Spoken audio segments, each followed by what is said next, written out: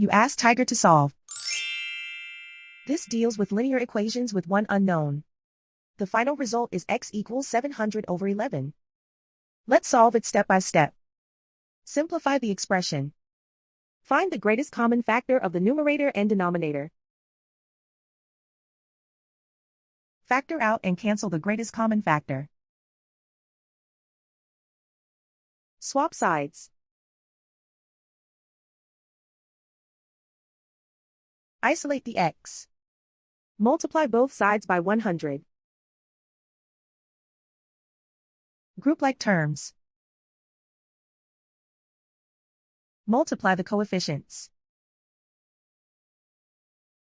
Simplify the fraction.